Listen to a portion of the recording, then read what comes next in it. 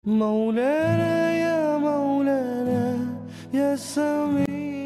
assalamualaikum teman-teman. Bagaimana kabar kalian? Semoga sehat selalu dan tetap semangat ya. Teman-teman, kali ini kita akan belajar materi IPS bab 4 tentang bangsa-bangsa barat ke Indonesia. Tujuan pembelajarannya adalah 1. Memahami latar belakang kedatangan bangsa-bangsa barat ke Indonesia. 2. Menjelaskan proses kedatangan bangsa-bangsa barat ke Indonesia. Keunggulan lokasi berperan penting terhadap kegiatan ekonomi, transportasi, dan komunikasi masyarakat di Indonesia. Bukan hanya bangsa-bangsa Asia, tetapi bangsa-bangsa Eropa yang letaknya ribuan kilometer dari Indonesia tertarik dan berdatangan ke Indonesia. Kekayaan apa saja yang mendorong kedatangan bangsa-bangsa barat ke Indonesia? Yang pertama, daya tarik Indonesia bagi bangsa-bangsa barat. Gambar tersebut merupakan contoh hasil bumi di Indonesia yang sangat dibutuhkan bangsa-bangsa barat, yaitu rempah-rempah. Bangsa barat sangat membutuhkan rempah-rempah dari Indonesia karena bangsa-bangsa Eropa memiliki perbedaan kondisi alam dengan Indonesia. Iklim dan musim di Indonesia sangat mendukung tumbuh dan berkembangnya tanaman. Sementara itu, di Eropa dengan 4 musimnya kurang mendukung tumbuhnya tanaman rempah-rempah yang dibutuhkan bangsa Eropa.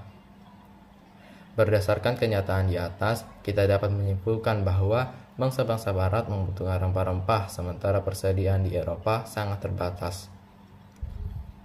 Rempah-rempah bagi bangsa-bangsa Eropa dapat digunakan untuk mengawetkan makanan, bumbu masakan, dan obat-obatan. Negara-negara tropis seperti Indonesia kaya akan rempah-rempah sehingga bangsa-bangsa barat berusaha memperolehnya. Yang kedua, motivasi 3G, Gold, Glory, dan Gospel. Semboyan 3G, Gold, Glory, dan Gospel merupakan motivasi bangsa-bangsa barat melakukan penjelajahan samudra. Apa yang dimaksud dengan Gold, Glory, dan Gospel? Yang pertama, Gold.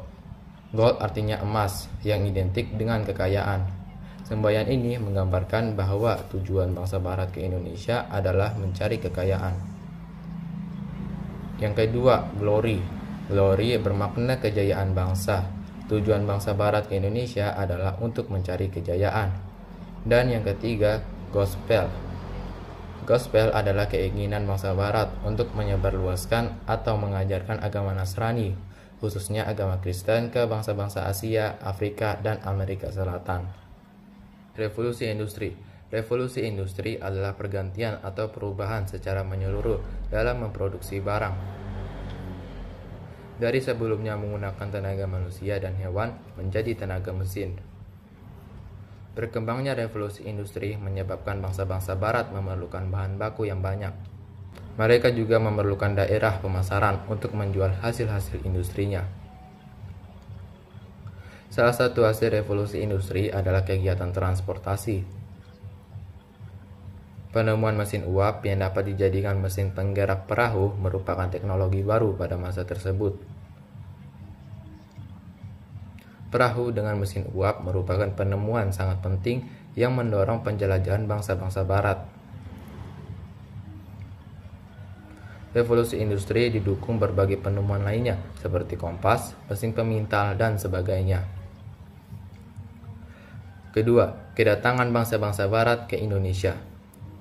Perhatikan peta rute kedatangan bangsa barat ke Indonesia berikut ini. Selain Belanda, bangsa-bangsa barat yang datang ke Indonesia pada masa penjajahan adalah Portugis, Spanyol, dan Inggris. 1. Kedatangan bangsa Portugis di Maluku. Perjalanan bangsa Portugis mencari sumber rempah-rempah diawali dari kota Lisabon, Portugis. Pada tahun 1486, Bartolomeus Dias melakukan pelayaran pertama menyusuri pantai barat Afrika. Ia bermaksud melakukan pelayaran ke India, namun gagal. Portugis mencapai Malaka pada tahun 1511 di bawah pimpinan Alfonso de Albuquerque. Selanjutnya, Portugis menjalin hubungan dagang dengan Maluku. Pada tahun 1512, bangsa Portugis telah berhasil sampai di Maluku di bawah pimpinan Antonio de Abreu dan Francisco Serrao. 2. Ekspedisi bangsa Inggris. Persekutuan dagang milik Inggris diberi nama EIC atau East Indian Company. Di dalamnya bergabung para pengusaha Inggris. Walaupun Inggris tiba di Kepulauan Nusantara, pengaruhnya tidak terlalu banyak seperti halnya Belanda. Hal ini disebabkan EIC terdesak oleh Belanda sehingga Inggris menyingkir ke India, Asia Selatan, dan Asia Timur.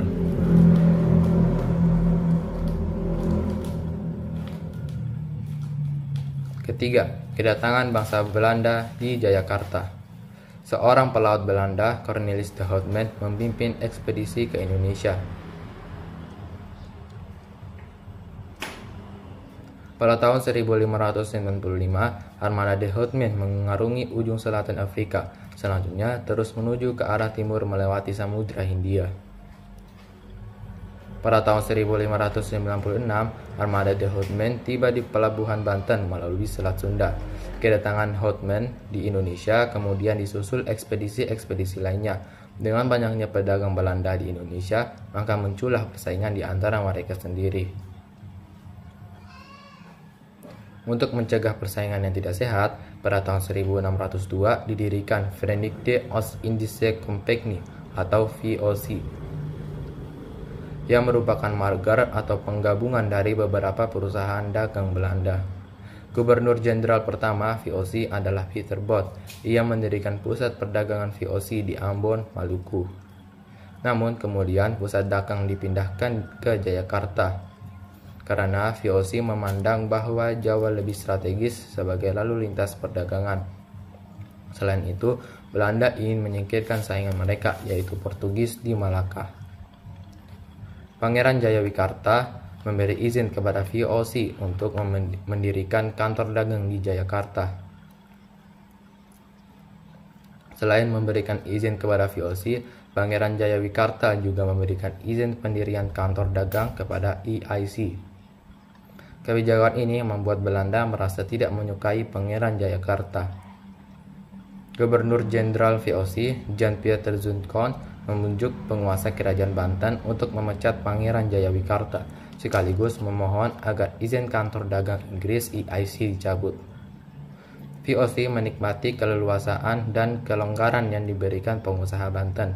Jayakarta oleh VOC diubah menjadi Batavia. VOC mendirikan benteng sebagai tempat perdagangan, pusat kantor dagang, dan pemerintahan. Pengaruh ekonomi VOC semakin kuat dengan dimilikinya hak monopoli perdagangan. Masa inilah yang menjadi sandaran perluasan kekuasaan Belanda pada perjalanan sejarah selanjutnya. Sekian dari kita, semoga apa yang kita sampaikan materi ini bisa berguna bagi kita semua, dan kita meminta maaf jika ada tutur kata yang kurang berkenan. Wassalamualaikum warahmatullahi wabarakatuh.